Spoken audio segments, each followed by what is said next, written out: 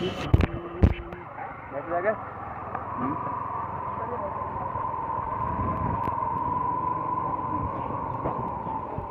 भाई, यहाँ तक है हमारी जर्नी।